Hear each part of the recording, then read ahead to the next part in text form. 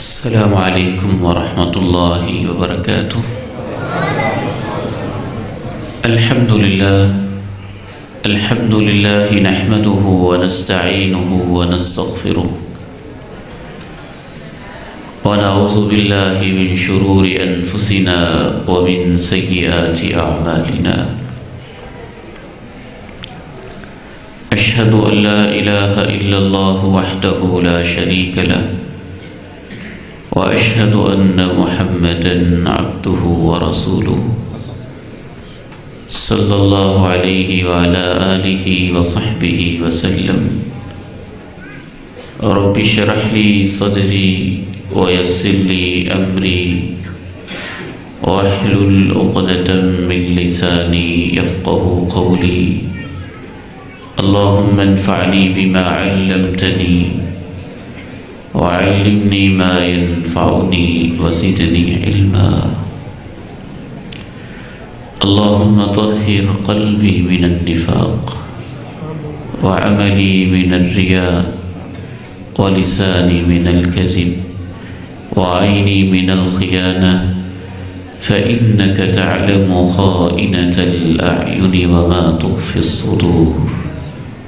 أما بعد، فأعوذ بالله السميع العليم من الشيطان الرجيم من همزه ونفخه ونفثه. بسم الله الرحمن الرحيم.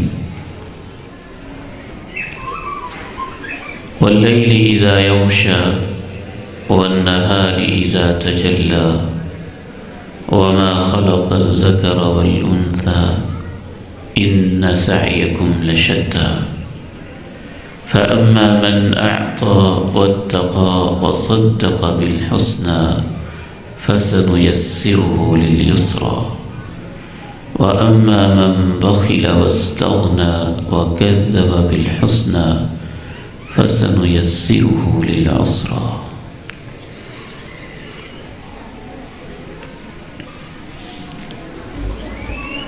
جس طرح سے روزمرہ کی اشیاء میں ہم یہ مشاہدہ کرتے ہیں کہ ہر چیز میں اللہ تعالیٰ نے کچھ اثر رکھا ہوا ہے. پانی میں اثر ہے کہ وہ پیاس بجھاتا ہے، روٹی کے نوالوں میں اثر ہے، وہ بھوک مٹاتے ہیں. سورج کی تمازت میں حرارت میں اثر ہے، وہ ٹمپریچر فراہم کرتی ہے. چاند میں اثر ہے کہ وہ چاندنی بکھیرتا ہے. پھول میں اثر ہے کہ وہ مشام کو معطر کرتا ہے.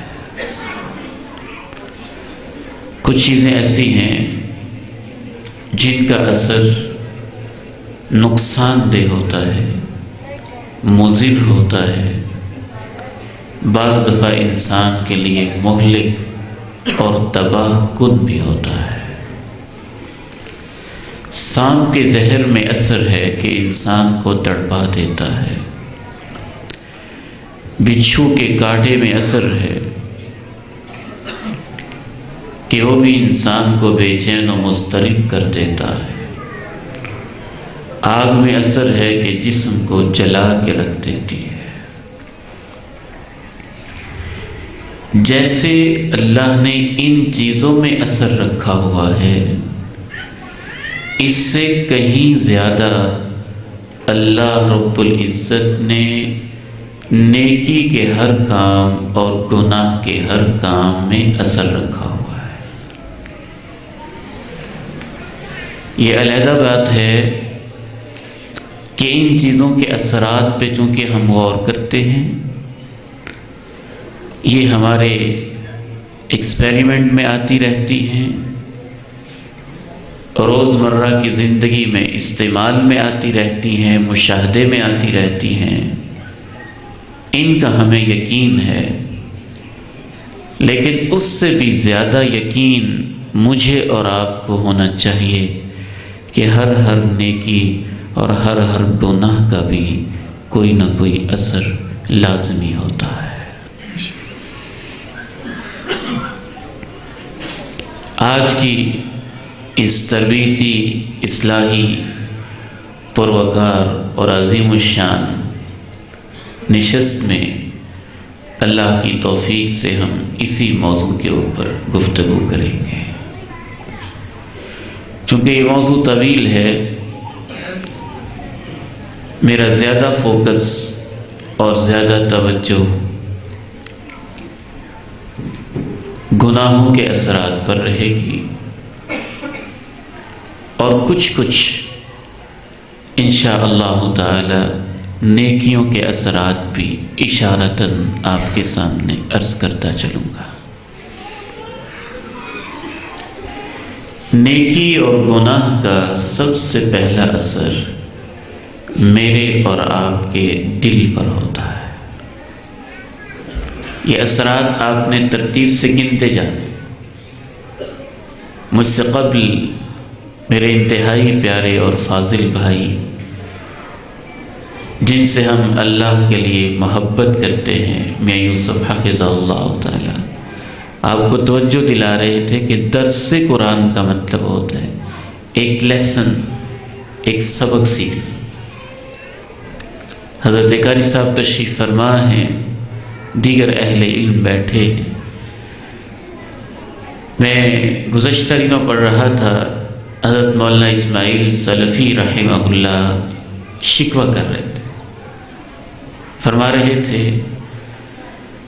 کہ بدقسمتی سے خطیب یہ سمجھتے ہیں کہ ہمارا کام بس بیان کرنا ہے، اور سامعین یہ سمجھتے ہیں کہ ہمارا کام تو بس سن لینا ہے، اور عمل سے دونوں ہی محروم رہتے ہیں۔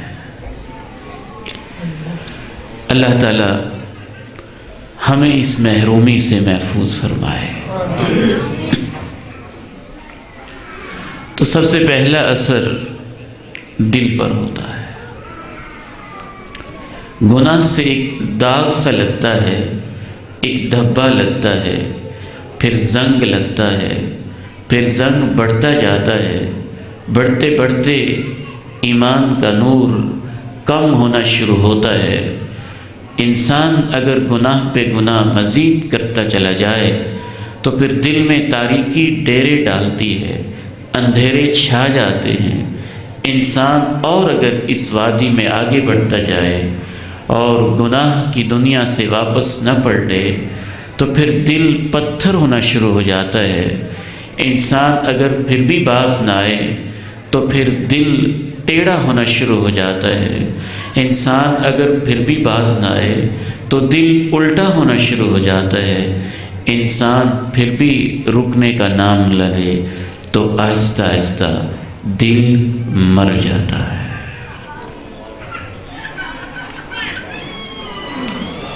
کبھی اس پہ تالے لگتے ہیں، کبھی کفل چڑھتے ہیں، کبھی زنگ لگتے ہیں۔ یہ سب کچھ گناہوں کی وجہ سے ہوتا ہے۔ کَلَّا بَلْ رَانَ عَلَىٰ قُلُوبِهِم مَّا كَانُوا يَكْسِبُونَ كَلَّا إِنَّهُمْ عَن رَّبِّهِمْ يَوْمَئِذٍ لَّمَحْجُوبُونَ ثُمَّ إِنَّهُمْ لَصَالُو الْجَحِيمِ۔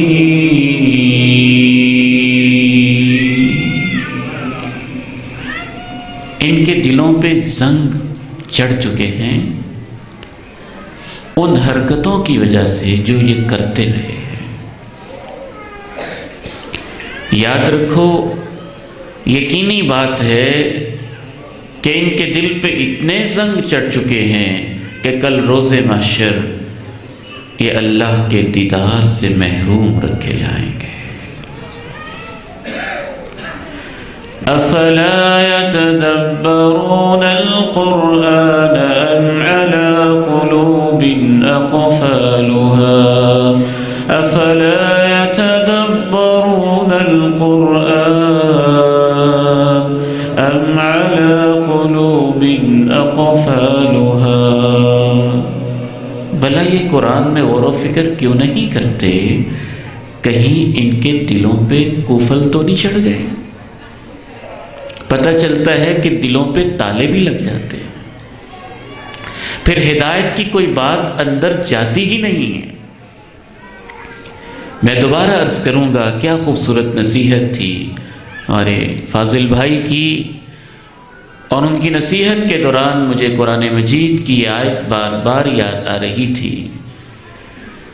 اللہ کا پیغمبر بھی اگر درس قرآن دے رہا ہو اور مکہ جیسا شہر ہو اور المسجد الحرام ہو، اگر سننے والے نے اپنے دل کی ونڈوز ہی بند کی ہوئی ہیں تو اس کے اوپر کوئی اثر نہیں ہوگا۔ ان فی ذلک لذکری لمن کان له قلب او القى السمع وهو شہید۔ بلا شبہ اس قرآن میں نصیحت کا سامان موجود ہے، لیکن اس کے لیے جس کے پاس دل زندہ ہے، جو کانوں کو لگا کے ہمہ گوش ہو کے بیٹھتا ہے اور وہ خود بھی پوری طرح سے اپنے وجود کے ساتھ حاضر ہوتا ہے۔ زنگ بھی لگتے ہیں، تالے بھی چڑھتے ہیں، ٹیڑے بھی ہو جاتے ہیں، الٹے بھی ہو جاتے ہیں اور پتھر بھی ہو جاتے ہیں۔ فَلَمَّا زَاغُوا أَزَاغَ اللَّهُ قُلُوبَهُمْ فَأَمَّا الَّذِينَ فِي قُلُوبِهِمْ زَيْغٌ فَيَتَّبِعُونَ مَا تَشَابَهَ مِنْهُ ابْتِغَاءَ الْفِتْنَةِ وَابْتِغَاءَ تأویلہ۔ جب ان کے عمل ٹیڑھے ہو گئے تو اللہ نے ان کے دلوں کو ٹیڑھا کر دیا۔ ثم قست قلوبكم من بعد ذلك فهي كالحجارة أو أشد قسوة وإن من الحجارة لما يتفجر منه الأنهار وإن منها لما يشقق فيخرج منه الماء وإن منها لما يهبط من خشية الله وما الله بغافل عما تعملون۔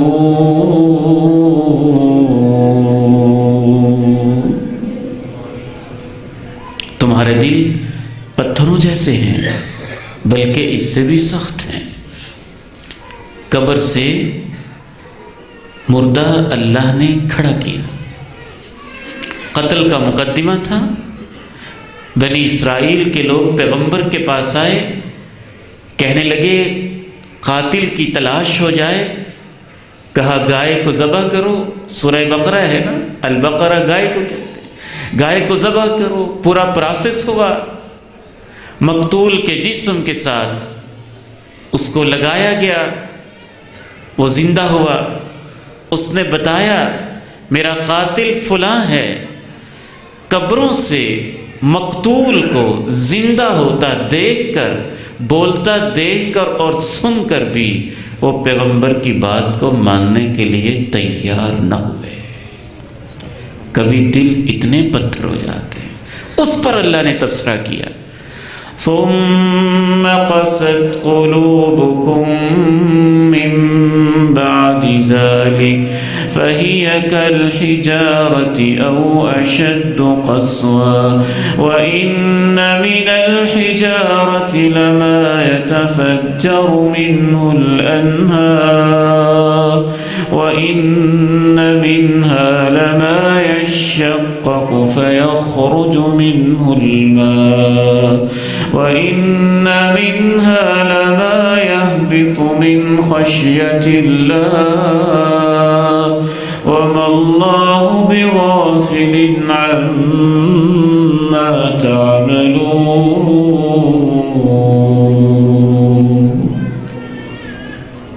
آخری سٹیج یہ ہوتا ہے کہ دل پہ مہر لگ جاتی ہے۔ جب انسان پھر بھی گناہوں سے باز نہیں آتا، مہر لگ جاتی ہے۔ جب مہر لگ جاتی ہے تو اس کا یقینی نتیجہ یا انسان منافق ہو جاتا ہے یا کافر ہو جاتا ہے، کیونکہ مہر صرف ان دو قسم کے انسانوں کے دل پہ لگتی ہے۔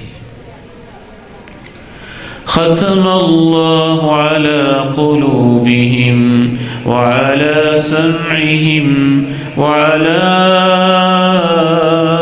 ابصارہم غشاوہ ولہم عذاب عظیم۔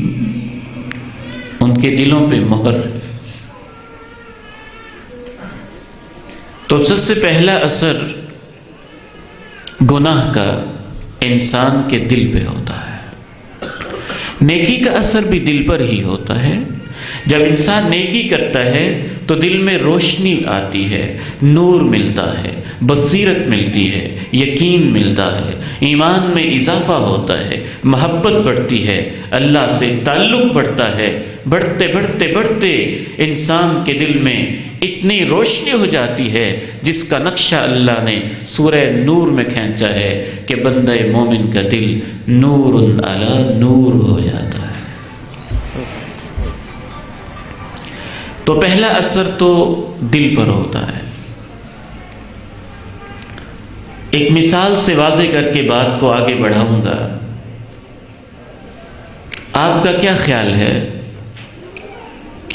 کہ چور جب پہلے دن چوری کے لیے نکلتا ہے تو اس روز اس کے دل کی کیفیت، اور جب وہ 20 سال کے بعد پکا چور ہو جاتا ہے تو 20 سال کے بعد کیا اس کے دل کی کیفیت ایک جیسی رہتی ہے؟ زانی جب پہلی مرتبہ بے حیائی کا ارتکاب کرتا ہے تو اس وقت اس کے دل کی کیفیت، اور جب وہ بار بار عزتوں کو تار تار کرنے کا عادی ہو جاتا ہے تو 10 سال کے بعد اس کے دل کی کیفیت کیا ایک جیسی رہتی ہے؟ ڈاکو جب پہلے دن ڈاکہ ڈالنے کے لیے گھر سے نکلتا ہے تو اس وقت اس کے دل کی کیفیت، اور جب وہ 10-20 سال ڈاکے ڈال ڈال کے، خون چوس چوس کے، لاشیں تڑپا تڑپا کے، بچوں کو یتیم کر کے، بیواؤں کے سہاگ لوٹ کے پکا ڈاکو بن چکا ہوتا ہے، تو کیا خیال ہے، آپ کا ضمیر کیا کہتا ہے کہ 20 سال پہلے والا وہ انسان اور 20 سال بعد والا ڈاکو، کیا ان کے دل کی کیفیت ایک جیسی ہوتی ہوگی؟ نہیں، زمین آسمان کا فرق پڑ جاتا ہے۔ جب پہلے دن وہ چوری کے لیے، ڈاکے کے لیے، کسی کی عزت کو لوٹنے کے لیے نکلتا ہے تو اس کا دل یوں دھک دھک دھک کرتا ہے، اس کو روکتا ہے، اس کو ٹوکتا ہے، کبھی چیختا ہے، کبھی چلاتا ہے۔ وہ چلتا ہے تو اس کے پاؤں کے ساتھ جیسے پتھر سے بندھے ہوں، زنجیریں سی لگی ہوں۔ ایک قدم اٹھاتا ہے، پھر سوچتا ہے، پھر قدم اٹھاتا ہے، پھر سوچتا ہے، پھر آگے بڑھتا ہے، پھر رک جاتا ہے۔ اس کا دل سمجھاتا ہے نہ کرو، نہ کرو، نہ کرو، آوازیں دیتا ہے، ٹوکتا ہے، کھینچتا ہے، پیچھے کی طرف اس کو لے کے آتا ہے۔ لیکن جب وہ اپنے دل کی آواز پہ لبیک نہیں کہتا تو آہستہ آہستہ آہستہ 20 سال کے بعد 4-5 بندوں کو مار کر بھی اس کے دل میں کوئی احساس نہیں رہتا ہے، اور عزتیں لوٹ کر بھی وہ شرمندہ ہی نہیں ہوتا ہے۔ پھر اس کی بہنیں بھی روئیں، تو اسے سنائی نہیں دیتا، ماں کی آنکھوں میں آنسو بھی ہوں تو اس کا دل پسیجتا نہیں ہے، بہنیں اس کے دروازے پہ بیٹھی ہوں اور اس کی منتیں سماجتیں کرتی ہوں تو اس پہ کوئی اثر تک نہیں ہوتا ہے۔ یہ سب کیا دھرا اس کے اپنے گناہوں کا انجام ہوتا ہے۔ دوسرا اثر گناہوں کا انسان کے جسم پر ہوتا ہے۔ جسم پر اثر دو طرح کا ہوتا ہے، ظاہری بعض دفعہ اثر بھی ہوتا ہے، بعض بیماریاں، بعض تکلیفیں، بعض مشقتیں، بعض مختلف قسم کی پینڈیمکس اور بعض مختلف قسم کی وبائی امراض وہ انسان کے گناہوں کے نتائج کی وجہ سے معاشروں کو اپنے لپیٹ میں لے لیتی ہیں، اور اس سے زیادہ خطرناک اثر امام ابن قیم الجوزیہ رحمہ اللہ فرماتے ہیں کہ سب سے خطرناک اثر جسم پر گناہ کا یہ ہوتا ہے کہ گناہ کر کر کر کے انسان سے نیکی کی توفیق چھن جاتی ہے، اس کے جسم میں نیکی کرنے کی ہمت ہی نہیں رہتی۔ پھر ایک مثال سے اس کو واضح کروں گا، اسے کہا جائے ڈکیتی کرنی ہے تو جنوری فروری کی ٹھٹھرتی سردیوں میں اور خنک راتوں میں رات کے 2-3 بجے بھی وہ اٹھنے کے لیے تیار ہے، چوک میں چوراہے میں کھڑا ہو کے 4-5 گھنٹے بالکل ایک زبردست قسم کی چاق و چوبند شخصیت کے حساب سے بڑا توانا اور طاقتور، جرأت مند، بہادر، دلیر انسان کے طور پر وہ ایک بدماش چوک چوراہے میں کھڑا رہے گا، اس کے لیے کوئی مسئلہ نہیں ہوگا۔ راتوں کو چھپ کے چوریاں کرنا اس کے لیے کوئی مسئلہ نہیں ہوگا، دوسروں کی عزتوں سے کھیلنا اور مختلف اس کے لیے حربے استعمال کرنا اس کے لیے کوئی مسئلہ نہیں ہوگا۔ اس کے جسم میں اتنی طاقت ہے، گناہ کر کر کے گناہ کے لیے اگر اسی سے کہا جائے کہ فجر کی 2 رکعتیں پڑھنی ہیں، مسجد القدس میں ہیٹر بھی لگے ہوئے ہیں، نیچے قالین بچھے ہوئے ہیں، تو وہ کہتا ہے میرے اندر تو ہمت ہی نہیں ہے، اٹھا ہی نہیں جاتا، میں کیا کروں؟ یہ اس کے گناہوں کا نتیجہ ہوتا ہے کہ اس کے جسم سے نیکی کی توفیق چھین لی جاتی ہے۔ سلف صالحین میں سے ایک امام ربانی کے پاس ایک شخص آ کے عرض کرتا ہے، کیا وجہ ہے؟ میں روزانہ ہی سوچتا ہوں تہجد کے لیے اٹھوں گا، ارادہ بھی باندھتا ہوں، قصد بھی پورا ہوتا ہے، نیت کا بھی سچا ہوں، لیکن ایک عرصہ بیت چکا ہے کہ مجھے اٹھنے کی توفیق نہیں ملتی ہے، مجھ سے صبح اٹھا نہیں جاتا ہے۔ اس امام موصوف نے کیا عظیم جواب دیا تھا، کہا قیدت کا ذنوب کا، جو دن میں گناہ کرتے رہتے ہو وہ رات کو تیرے پاؤں کی زنجیر بن جاتے ہیں اور تجھے اللہ کے سامنے کھڑا نہیں ہونے دیتے۔ جو شروع میں نے آیت مبارکہ تلاوت کی اس کا یہی موضوع ہے، واللیل اذا یغشا والنہار اذا تجلا وما خلق الذکر والانثى ان سعیکم لشتی فاما من اعطى واتقى وصدق بالحسنى فسنيسره لليسرى وأما من بخل واستغنى وكذب بالحسنى فسنيسره للعسرى وما يغني عنه ماله إذا تردى إن علينا للهدى وإن لنا للآخرة والأولى۔ قسم ہے مجھے رات کی جب وہ چھا جائے، قسم ہے دن کی جب وہ روشن اور منور ہو جائے اور اپنی ساری کرنیں پوری کائنات پہ بکھیرنے لگے، قسم ہے مذکر کی، قسم ہے مؤنث کی، قسم ہے مرد کی، قسم ہے عورت کی، قسم ہے مرد و عورت کے خالق کی۔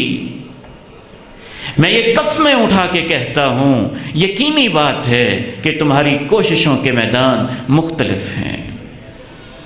کوئی نیکی کے لیے کوشش کرتا ہے، کوئی برائی کے لیے کرتا ہے، کوئی اچھے کاموں کے لیے کرتا ہے، کوئی کبھی حرکتوں کے لیے کرتا ہے، کوئی عزتوں کو سنبھالنے کے لیے کرتا ہے، کوئی عزتوں کو لوٹنے کے لیے کرتا ہے، کوئی رزق حلال کے جتن میں ہے، کوئی حرام کمانے کی کوششوں میں ہے، کوئی سود پہ لگا ہوا ہے، کوئی زکوٰۃ دینے پہ لگا ہوا ہے، کوئی لٹیرا بنا ہوا ہے اور کوئی اللہ کی راہ میں تقسیم کرنے پہ لگا ہوا ہے۔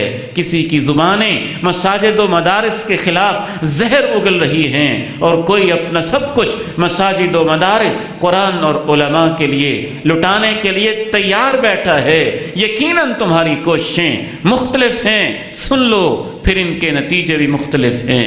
فَأَمَّا مَنْ أَعْطَى وَاتَّقَى وَصَدَّقَ بِالْحُسْنَى، جس نے یہ عادت بنا لی کہ اللہ کی راہ میں دیتا رہتا ہے، جس نے عادت بنا لی اس کے سینے میں رب کا خوف ہوتا ہے، جس نے عادت بنا لی سچی باتوں کو مان لیتا ہے، فَسَنُيَسِّرُهُ لِلْيُسْرَى، ہم اس کے لیے جنتوں کی راہیں آسان کر دیتے ہیں، اس کے لیے نیکیاں کرنا آسان ہو جاتا ہے۔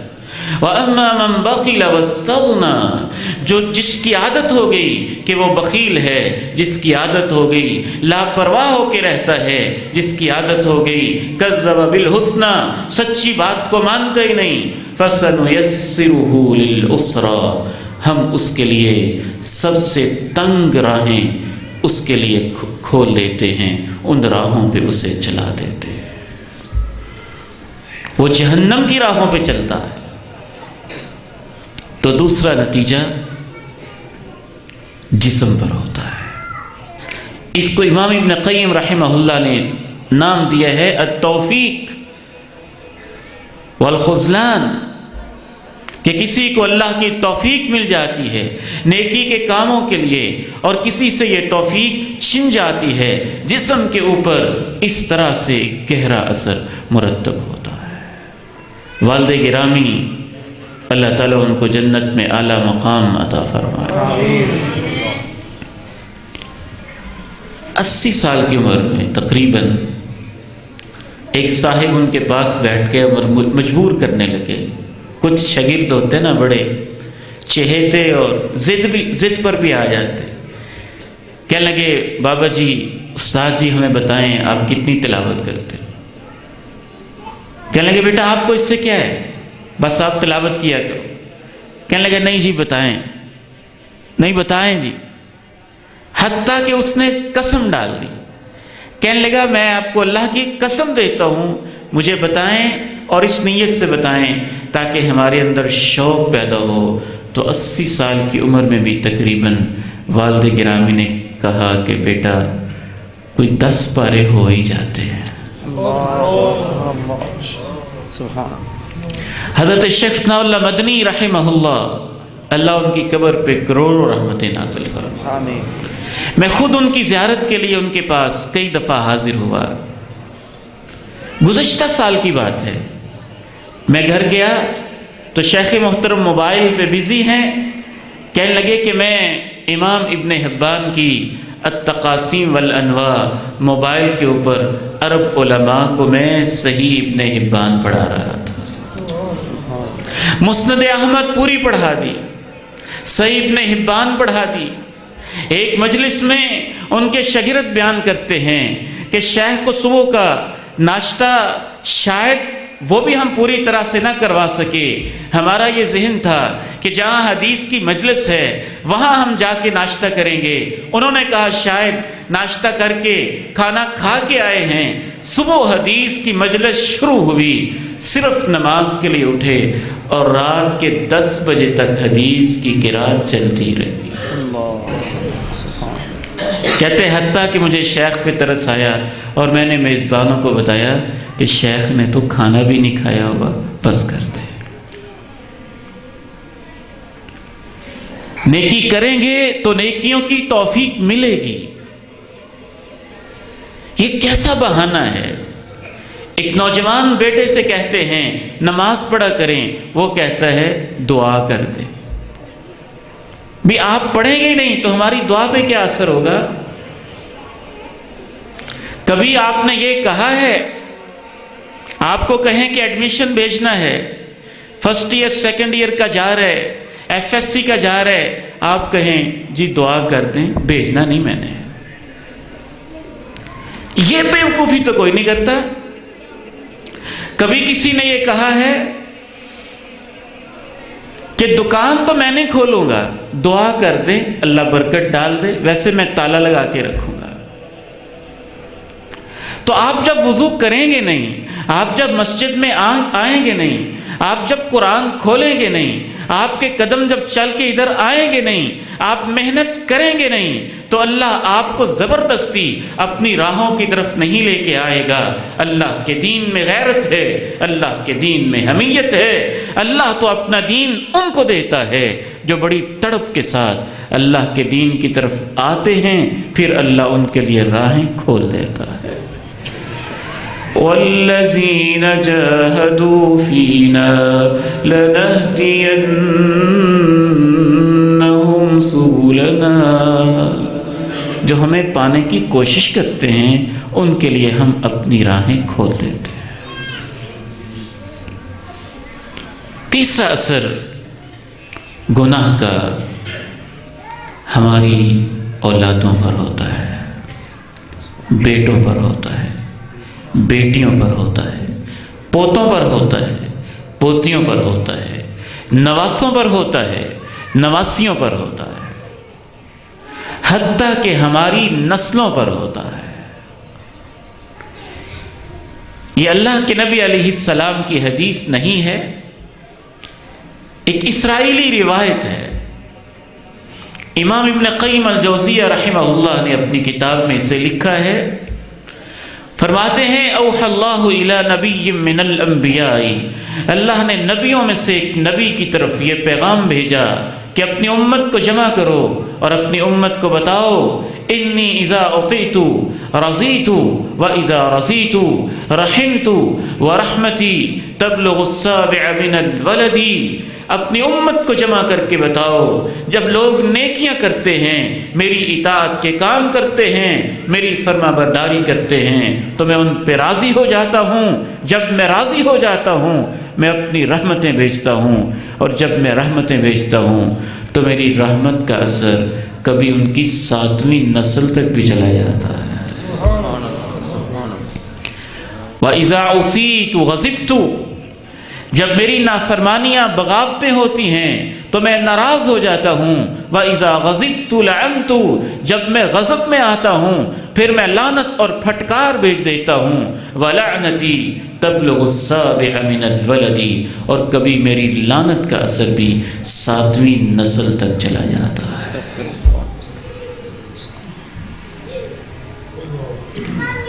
والد گرامی رحمہ اللہ کے پاس شیخ صاحب کے ایک جاننے والے ہمارے بڑے پیارے بھائی ہیں، اللہ تعالیٰ ان کو صحت عطا فرمائے، مولانا مستری عبد المجید صاحب، حاجی عبد المجید صاحب بیٹھے ہوئے تھے تو ابا جی کے شاگرد تھے، کہنے لگے عبد المجید تو کیا سمجھتا ہے کہ تیرا کوئی کمال ہے، تیری کوئی محنت ہے، اس لیے تیری عزت ہے، فلاں ادارے والا تجھ سے محبت کرتا ہے، فلاں ادارے والا تجھ سے محبت کرتا ہے، فلاں ادارے والا تجھ سے محبت کرتا ہے، فلاں لوگ تجھ سے محبت کرتے ہیں، کبھی نہ سمجھنا تیرا کمال ہے۔ عبد المجید تیرا ابو بڑا نیک تھا، اس کی دعائیں تیرے کام آ رہی ہیں۔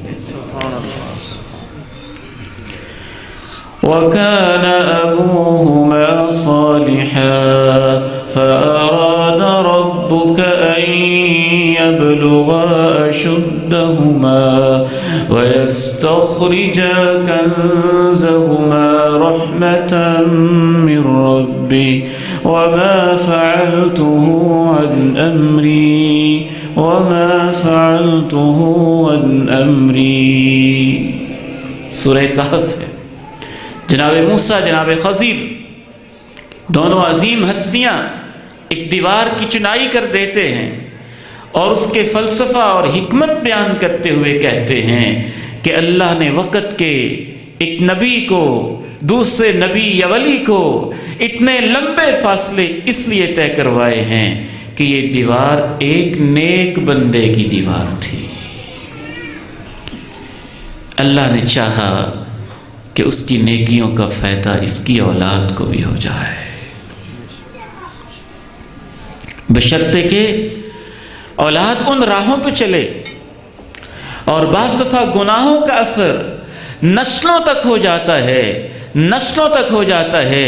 یہ جو پوری دنیا کے اندر آج یہودی تباہی مچائے ہوئے ہیں، شاطر ہیں، پرلے درجے کے چالاک ہیں، انتہا درجہ کے خباثت کے اندر الجھے ہوئے لوگ، اور پوری کائنات کو اور پوری دنیا کو انہوں نے آگے لگا رکھا ہے، تو یہ بلا وجہ ہی نہیں ہے. ان کے آباء و اجداد کی شکلوں کو اللہ نے بندر اور خنزیر کی شکلوں میں بدلا. وہ نبیوں کے قاتل رہے، نبیوں کو شہید کرتے رہے. یہ انہی کی راہوں پہ چل رہے ہیں اور ان کی لعنتیں پلس ان کی لعنتیں ان کے اوپر جمع ہو گئی ہیں.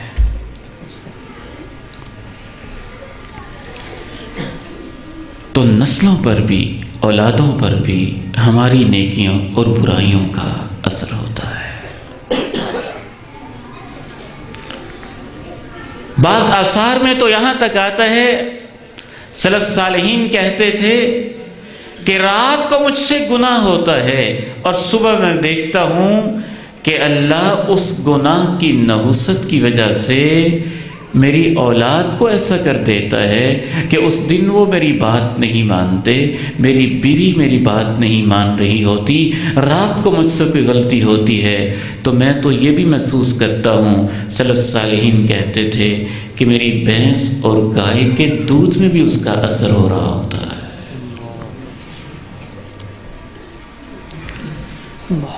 ان کی حصیں درست تھیں، ایمان سلامت تھے، دل کے آئینے صاف اور شفاف تھے. وہ گناہوں کے اثرات کو محسوس کر جاتے تھے، اور ہمارے دل اتنے تاریک ہو چکے ہیں کہ ہم گناہوں کے اثرات کو محسوس بھی نہیں کرتے، یا ہوتے ہی اتنے ہیں کہ پتہ بھی نہیں چلتا کہ یہ سزا کس گناہ کی پاداش میں ہے. چوتھا اثر گناہ کا پوری کائنات پہ ہوتا ہے، زمین پہ ہوتا ہے، درختوں پہ ہوتا ہے، اس کے پتوں پہ ہوتا ہے، ہواؤں میں ہوتا ہے، سمندروں پہ ہوتا ہے، اس کے پانیوں پہ ہوتا ہے، خشکیوں پہ ہوتا ہے، صحراؤں پہ ہوتا ہے، بنجر زمینوں پہ ہوتا ہے، ریت کے ذروں پہ ہوتا ہے، آسمان کی بلندیوں پہ ہوتا ہے، حتیٰ کہ معیشت پہ ہوتا ہے، معاشرت پہ ہوتا ہے، خاندانوں پہ ہوتا ہے، ملکوں پہ ہوتا ہے، پوری دنیا پہ ہوتا ہے، پوری کائنات پہ ہوتا ہے، بر و بحر پہ ہوتا ہے. زمین کے چپے چپے پہ انسانوں کے گناہوں کا اثر ہوتا ہے. شیخ الاسلام امام ابن تیمیہ رحمہ اللہ کے عظیم شاگرد، اللہ ہمیں بھی اپنے شاگردوں پہ محنت کرنے کی توفیق عنایت فرما دے اور وہ ہمارے لیے صدقہ جاریہ بن جائے. کیا علم تھا شیخ الاسلام کا، اور کیا شاگرد تیار کیے. امام ابن قیم الجوزیہ رحمہ اللہ تعالی فرماتے ہیں الجواب الکافی میں، اگر تمہیں اندازہ نہیں گناہ کا اثر کیا ہوتا ہے تو کبھی دیکھو تو صحیح، کبھی غور تو کرو، انسانی تاریخ تو پڑھو. تاریخ میں جو بھی مصیبت آئی ہے انسانوں کے انفرادی یا اجتماعی گناہوں کی وجہ سے آئی ہے. قوم لوط پہ اوپر پتھروں پتھروں کی بارش ہوئی ہے تو گناہوں کی وجہ سے ہوئی ہے۔ قوم عاد اور قوم سمود کو تباہ کیا گیا ہے تو گناہوں کی وجہ سے کیا گیا ہے۔ قوم نوح کے اوپر اگر سمندر ببھر پڑے ہیں اور ان کو غرق کر دیا گیا ہے تو گناہوں کی وجہ سے کیا ہے۔ قوم فرعون کو اگر تباہ و برباد کیا گیا ہے تو ان کے گناہوں کی وجہ سے کیا گیا ہے۔ فرماتے ہیں قرآن تو سارا بڑا پڑا ہے کہ جس قوم پر بھی عذاب آیا ہے ان کے کسی گناہ کی وجہ ہی سے آیا ہے۔ وَمَا أَصَابَكُم مِّن مُّصِيبَةٍ فَبِمَا كَسَبَتْ أَيْدِيكُمْ وَيَعْفُو عَن كَثِيرٍ وَمَا أَنتُم بِمُعْجِزِينَ فِي الْأَرْضِ وَمَا لَكُم مِّن دُونِ اللَّهِ مِن وَلِيٍّ وَلَا نَصِيرٍ۔ تمہیں جو بھی مصیبت پہنچتی ہے وہ تمہارے اپنے ہاتھوں کا کیا دھرا ہوتا ہے۔ بہت ساری تمہاری کوتاہیوں سے تو وہ درگزر کر جاتا ہے۔ تم ایسے تو نہیں ہو کہ میری زمین پہ میری بغاوت بھی کرو اور پھر مجھے بے بس کر دو۔ یاد رکھو میں اگر پکڑنے پہ آیا نہ تمہیں کہیں سے کوئی حمایتی ملے گا نہ تمہاری کوئی مدد کرنے والا ہوگا۔ آمنتم من فی السماء ان یخسف بکم الارض فإذا هي تمور أم أمنتم من في السماء أن يرسل عليكم حاصبا فستعلمون كيف نذير ولقد كذب الذين من قبلهم فكيف كان نكير۔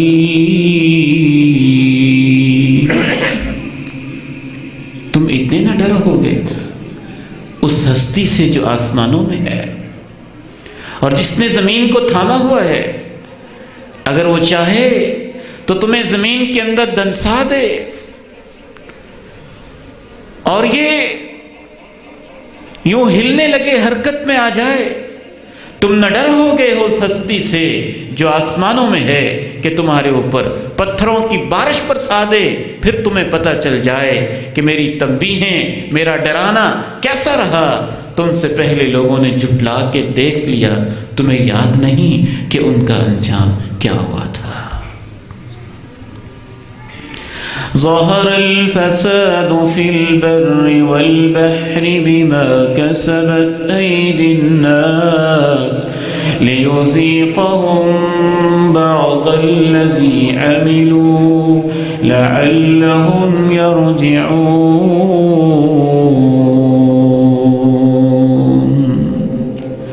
خشکی میں بھی فساد ہو چکا اور تری کے اندر بھی فساد رونما ہو چکا ہے انسانوں کی کمائیوں کی وجہ سے، تاکہ ان کی کچھ غلطیوں کا ان کو مزہ چکھائے تاکہ وہ واپس لوٹ آئے۔ خصوصاً اللہ کے پیارے نبی علیہ السلام نے تو چند گناہوں کا نام لے لے کر بتایا۔ وقت اجازت نہیں دیتا، میں اشارہ کرتے ہوئے بات کو آگے بڑھاؤں گا۔ رشتوں کو توڑنا ایسا گناہ ہے کہ دنیا ہی میں اس کی کوئی نہ کوئی سزا آپ کو بھگتنی پڑ جائے گی۔ ناپ تول میں کمی کرنا ایسا گناہ ہے کہ دنیا ہی کے اندر کوئی نہ کوئی سزا بھگتنی پڑ جائے گی۔ زکوٰۃ نہ دینا ایسا گناہ ہے، دنیا ہی میں کوئی نہ کوئی بحران اس کی وجہ سے انسانوں پہ آ جاتا ہے۔ قرآن کو چھوڑ دینا، قرآن کو چھوڑ دینا، اللہ کے قرآن کو چھوڑ دینا، ایوانوں میں چھوڑنا، پارلیمنٹ میں چھوڑنا، عدالتوں میں چھوڑنا، کورٹ میں، کچہریوں میں قرآن کو نظر انداز کر دینا، سکولز میں، کالجز میں، یونیورسٹی میں، جامعات میں، اداروں میں، چوک میں، گلیوں چوکوں چراہوں میں اللہ کے قرآن کو پس پش ڈال دینا ایسا گناہ ہے کہ جس کی وجہ سے معاشرے کے اندر انتشار پیدا ہوتا ہے۔ فرقہ واریت پھیلتی ہے تو قرآن کو چھوڑنے کی وجہ سے، بحران آتے ہیں زکوٰۃ نہ دینے کی وجہ سے، ناپ تول میں جب کمی ہوتی ہے اور ہر شخص ڈنڈی مارنے پہ لگ جاتا ہے تو ان کے حکمران ظالم ہو جاتے ہیں۔ بے شمار گناہ آپ نے گنوا ہے۔ ظلم کرنا ایسا گناہ ہے جس کا کوئی نہ کوئی نتیجہ دنیا کے اندر ضرور رونما ہوتا ہے۔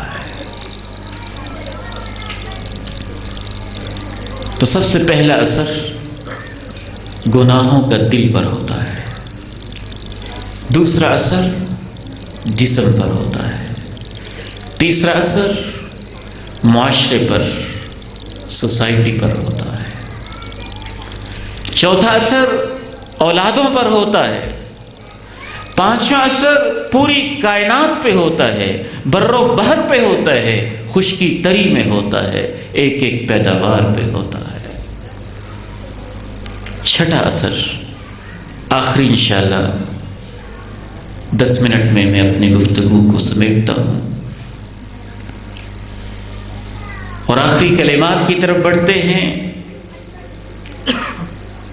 یہ تو وہ اثرات ہیں جو دنیا میں رونما ہوتے ہیں، عالم برزخ میں، عالم قبر میں، عالم آخرت میں، عالم حشر میں تو گناہوں کے اثرات انسان کو اپنے سامنے ایک ایک کر کے دکھائی دیتے ہیں۔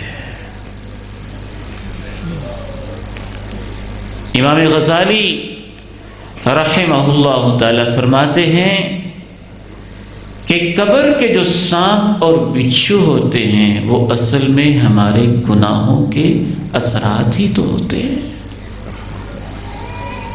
موت کی جو سختیاں ہوتی ہیں وہ ہمارے گناہوں کے اثرات ہی تو ہوتے ہیں۔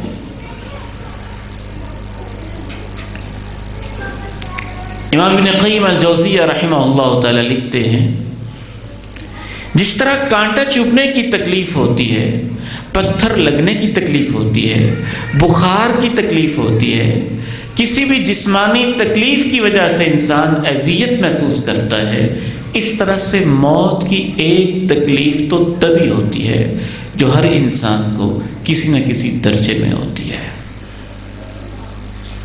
جسم و روح کا جب رشتہ ٹوٹتا ہے تو وہ ایک طبی تکلیف ہر انسان کو ہوتی ہے،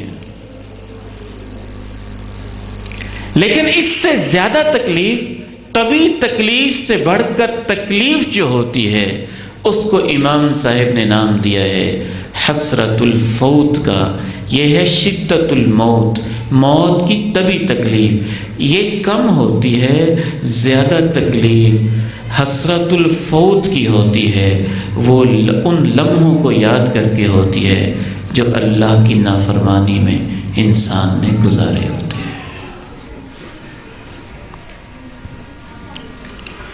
یا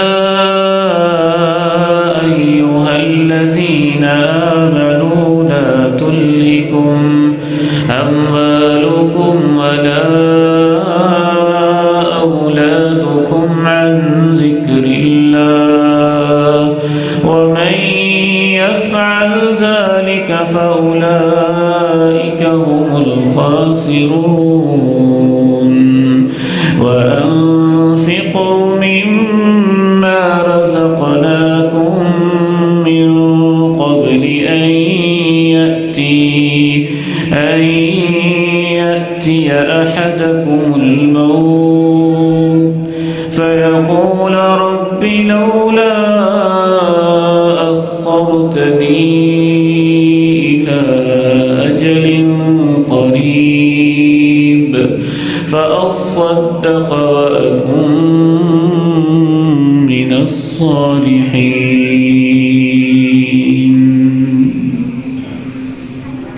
ایمان والو، تمہاری اولادیں اور تمہارے مال تمہیں یاد الہی سے کہیں غافل نہ رکھے، اور جس نے ایسی غفلت اختیار کی وہ نقصان اٹھانے والا ہے۔ اس وقت کے آنے سے پہلے کہ تمہارے اوپر موت کے لمحات آ جائیں، جو ہم نے تمہیں دیا ہے اس میں سے خرچ کرو، کہیں تمہیں ایسا نہ کہنا پڑے اے میرے رب تو نے مجھے تھوڑی سی مہلت اور دی ہوتی تو میں صدقہ کرتا اور میں نیک لوگوں میں شامل ہو جاتا، لیکن جب کسی کا وقت آ جاتا ہے اللہ اسے مہلت نہیں دیا کرتا ہے۔ اللہ کو سب پتہ ہے جو تم کر رہے ہو۔ قرآن تو عجیب کلام ہے اللہ کا، کیا اس کے اندر گہرائی ہے۔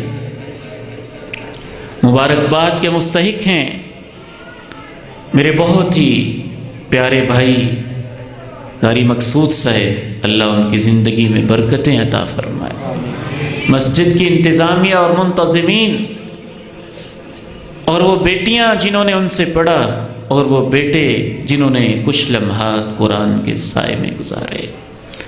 انشاءاللہ میرا ایمان یہ کہتا ہے کہ قرآن جیسی تاثیر تو اللہ نے کسی نیکی میں رکھی ہی نہیں ہے، برکت ہی برکت ہے، جہاں پڑھا جائے برکت ہی برکت، جگہ میں برکت، ان سینوں میں برکت، زندگیوں میں برکت، وقت میں برکت، عمر میں برکت۔ سلف صالحین کہتے تھے جب کام زیادہ جمع ہو جاتے ہیں تو میں قرآن کی تلاوت میں اضافہ کر دیتا ہوں، جب میں اضافہ کر دیتا ہوں تو قرآن کی برکت سے میرے سارے کام سمٹ جاتے ہیں۔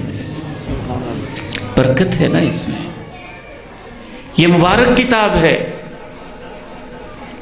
میرے وہ بیٹے، میرے وہ عزیز، میری وہ بیٹیاں ایف ایس سی کے لیے، بی ایس کے لیے، ایم ایس کے لیے، ایم فل کے لیے، میں نے بیچاری معصوم بیٹیوں کو فجر کی نماز سے پہلے روڈوں پہ کھڑے دیکھا ہے کہ ایف ایس سی کرنی ہے، بی ایس سی کرنی ہے، اور اللہ کے قرآن کے لیے نہ باپ اٹھاتا ہے نہ ماں اٹھاتی ہے۔ سینکڑوں ایسے بچے ہیں اور سینکڑوں ایسی بیٹیاں ہیں، 2-2 سال، 4-4 سال، جب تک ان کا ڈگری کا پروگرام چلتا ہے ان کا بس کا وہ پوائنٹ اتنی جلدی آتا ہے، نہ کالج کو فکر ہے ان کی نماز کی، نہ والدین کو فکر ہے ان کی نماز کی، نہ انہیں فکر ہے ان کی نماز کی، نہ ان کے اساتذہ کو فکر ہے ان کی نماز کی۔ سردیوں کے پورے سیزن میں بعض دفعہ بچیاں فجر کی نماز مسلسل چھوڑتی ہیں، اور باقاعدہ مجھ سے سوال کیے جاتے ہیں، پوچھتے ہیں لوگ۔ تو میں کہتا ہوں اپنے حقوق کے لیے آپ اتنا کچھ کر لیتے ہیں تو آپ سارے مسلمان ہیں جمع ہو کے کالج کے پرنسپل سے کیوں نہیں کہتے کہ پوائنٹ آتا ہے ٹھیک ہے، آئے ٹائم پہ، 15 منٹ پہلے آئے، راستے میں فلاں جگہ پہ ہم رکیں گے، نماز ادا کریں گے؟ اتنی جرت کیوں نہیں ہے؟ نماز کی اتنی فکر کیوں نہیں ہے؟ قرآن مجید کے ساتھ یہ تعلق کیوں نہیں ہے؟ آپ بایو سمجھ لیتے ہیں، فزکس سمجھ لیتے ہیں، کیمسٹری سمجھ لیتے ہیں، دنیا کی مشکل سے مشکل کتاب، ہر طرح کا فارمولہ آپ سمجھ لیتے ہیں، چند سیکنڈوں میں حل کر دیتے ہیں، بس ایک قرآن ہی ہے جو آپ کو نظر نہیں آتا۔ وَمَنْ أَعْرَضَ عَنْ ذِكْرِي فَإِنَّ لَهُ مَعِيشَةً ضَنكًا وَنَحْشُرُهُ يَوْمَ الْقِيَامَةِ أَعْمَى قَالَ رَبِّ لِمَ حَشَرْتَنِي أَعْمَى وَقَدْ كُنْتُ بَصِيرًا قَالَ كَذَلِكَ أَتَتْكَ آيَاتُنَا فَنَسِيتَهَا وَكَذَلِكَ الْيَوْمَ تُنْسَى۔ قرآن کو چھوڑنے کے گناہ کا اثر اتنا خطرناک ہے کہ 50,000 سال کے دن میں انسان اندھا ہی رہے گا، اور اس کو سینے سے لگانے کا اتنا اثر ہے کہ انشاءاللہ اس کے سینے میں بھی نور ہے، اس کی قبر میں بھی نور ہے، میدان محشر میں بھی نور ہے۔ جب ماں نہیں پہچانتی اور باپ نہیں پہچانتا، ایک نحیف و نزار شکل میں ایک انسان اس صاحب کے پاس آ کے کہتا ہے اتعرفنی، تو مجھے جانتا ہے؟ تو مجھے جانتا ہے۔ وہ حیران ہو رہا ہوگا کہ آج تو کوئی کسی کا حال تک نہیں پوچھتا، اور یہ نحیف و نزار سا ایک انسان مجھے آ کے پوچھ رہے تو مجھے پہچانتا ہے، تو نے مجھے جانا ہے۔ پھر وہ خود مخاطب ہو کے اس سے کہے گا انا الذی اظمأت نہارک واسہرت لیلک، میں اللہ کا قرآن ہوں، راتوں کو تجھے جگاتا تھا، دوپہروں کو تجھے پیاسا رکھتا تھا، آج میں تجھے پہچاننے تجھ سے ملاقات کے لیے آیا ہوں۔ کبھی ابر کا سایہ بن رہا ہے، کبھی پرندوں کا جھنڈ بن رہا ہے، کبھی قبر کا ساتھی بن رہا ہے، کبھی جنت کی پوشاکیں اس کی وجہ سے مل رہی ہیں، کہیں جنت کے تاج مل رہے ہیں۔ یہ سب کیا ہے؟ قرآن کی برکتیں ہیں۔ کہیں انسان اندھا پھر رہا ہے اور 50,000 سال میں راستے ڈھونڈ رہا ہے، کچھ سجائی نہیں دیتا۔ یہ سب کیا ہے؟ قرآن کو چھوڑنے کی نحوست ہے۔ آئیے اللہ تعالیٰ سے ہم دعا گو ہیں کہ نیکیوں کی برکتیں اللہ تعالیٰ ہمیں عطا فرمائے، اور جو گناہوں کی نحوستیں ہیں ان سے اللہ ہماری حفاظت فرمائے۔ خلاصہ یہ ہے کہ نیکی اور گناہ کا اثر ہوتا ہے اتنا ہی، بلکہ اس سے بڑھ کر جتنا دنیا کی چیزوں میں ہم اثر پہ یقین رکھتے ہیں۔ پانی کی تراوت پہ، سیب کے ذائقے پہ جیسے ہمیں یقین ہے، سورج کی روشنی پہ، چاند کی چاندنی پہ جیسے ہمیں کامل یقین ہے، سانپ کے ڈسنے اور اس کے زہر پہ، بچھو کے کاٹنے اور اس کے تڑپانے پہ جیسے ہمیں یقین ہے، اللہ کا قرآن اور اللہ کے پیغمبر کی حدیث ہمیں یہ بتاتی ہے کہ اس سے کہیں زیادہ تمہیں یقین ہونا چاہیے کہ نیکیوں اور گناہوں میں بھی اثر ہوتا ہے، اور وہ اثر بالخصوص انسان کے دل پر ہوتا ہے، دوسرا اثر جسم پر ہوتا ہے، تیسرا اثر اولاد پر ہوتا ہے، چوتھا اثر معاشرے پر ہوتا ہے، پانچواں اثر پوری کائنات پر ہوتا ہے، چھٹا اثر مرتے ہوئے ہوتا ہے، ساتواں اثر قبر میں ہوتا ہے، آٹھواں اثر میدان محشر میں ہوتا ہے، نواں اثر پل صراط سے گزرتے ہوئے ہوتا ہے، اور 10واں اثر یا جنت یا جہنم۔ اللہ تعالیٰ سے دعا ہے مجھے اور آپ کو جو کچھ سنا اور سنایا ہے اس پہ ایمان نصیب فرمائے، یقین کامل نصیب فرمائے۔